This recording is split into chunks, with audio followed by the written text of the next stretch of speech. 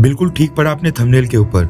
Rafale fighter jets जो इस समय इंडियन एयरफोर्स की फ्लीट में शामिल हैं, बहुत ही जल्द वो अब रशिया के ऊपर हमला करते दिखाई दे सकते हैं। यूक्रेन युद्ध को लेकर जो इस समय सिचुएशन बनी हुई है, उसको देखकर लगता नहीं है कि कोई भी वेस्टर्न या फिर यूरोपियन देश इस युद्ध को एक्चुअल में रुकवाने के लिए सीरियस है। इवन फ्रांस भी, ब्रिटेन और अमेरिका ये तो उल्टा आग में घी डालने का काम कर रहे हैं। नाटो के बाकी देशों के ऊपर प्रेशर डाल रहे हैं कि वो यूक्रेन को वेपन और एमुनेशन दें। अमेरिका अपने नाटो अलाइज को प्रेशराइज कर रहा है कि वो अपने वेपन्स यूक्रेन को देकर यूक्रेन की मदद करें। इससे होगा क्या कि नाटो कंट्रीज के खुद के पास हथियारों की कमी हो जाएगी और आज नहीं तो कल वो उस कमी को पूरा करने के लिए अमेरिका की डिफेंस कंपनी से हथियार परचेज करेंगे, जिससे अमेरिका की सेल्स बढ़ेंगी।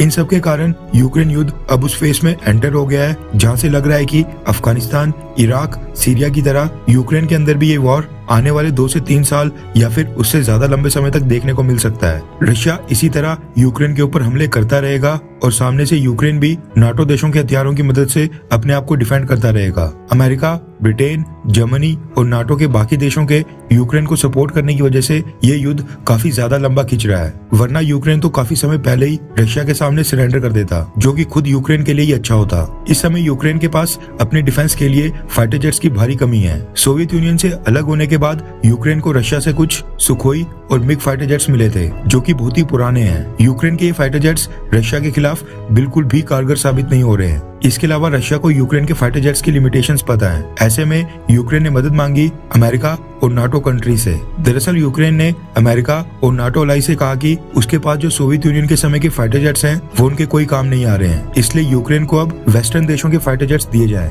यूक्रेन ने नाम लेकर स्पेसिफिकली बोला कि उनको F-16 फाइटर जेट्स चाहिए। अमेरिकन प्रेसिडेंट जो बाइडेन और जर्मनी के चांसलर ओलाफ शोल्स ने यूक्रेन को सीधा कह दिया कि वो यूक्रेन को कोई भी फाइटर जेट्स नहीं देंगे। लेकिन इन सब के बीच फ्रांस की तरफ से एक अटपटा बयान सामने आया है। रेफरेंस के लिए आपकी स्क्रीन के ऊपर फाइनेंशियल टाइम्स के आर्टिकल का स्क्रीनशॉट है, जिसके मुताबिक फ्रांस का कहना है कि वो यूक्रेन को फाइटर जेट्स देने के लिए पूरी तरह से ओपन है, यानी फ्रांस यूक्रेन को फाइटर जेट्स दे सकता है। फ्रेंच प्रेसिडेंट इमैनुअल मैक्रोन ने कहा कि नथिंग इज एक्सक्लूडेड, यानी इस समय उनके पास सारे ऑप्शंस खुले हैं। फ्रेंच प्रेसिडेंट ने कहा है कि उनको यूक्रेन की तरफ से फाइटर जेट्स की कोई स्पेसिफिक रिक्वेस्ट अभी तक नहीं आई है और हम यूक्रेन की रिक्वेस्ट के ऊपर ही अपना डिसीजन लेते हैं। यूक्रेन से रिक्वेस्ट आने के बाद उस रिक्वेस्ट को कंसीडर करते हैं। फ्रांस के पास प्राइमरली 2 फाइटर जेट्स हैं, एक मिराज 2000 और दूसरा है राफेल फाइटर जेट। अब ये तो नहीं पता कि फ्रांस कौन सा फाइटर जेट यूक्रेन को देगा, लेकिन एक्सपर्ट्स का मानना है कि यूक्रेन को फ्रांस द्वारा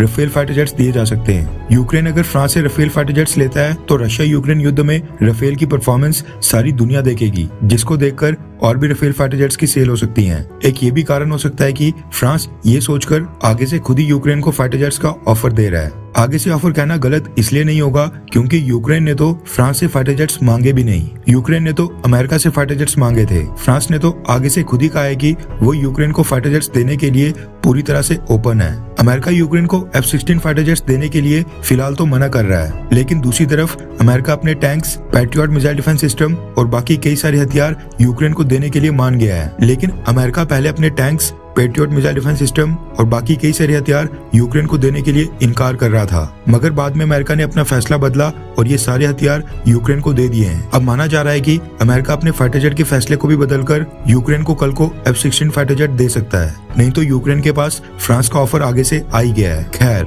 आपको क्या लगता है कि क्या यूक्रेन युद्ध सालों तक चलता रहेगा, हाँ या फिर नहीं, इस साल खत्म हो जाएगा? नीचे कमेंट करके अपनी राय जरूर बताएं।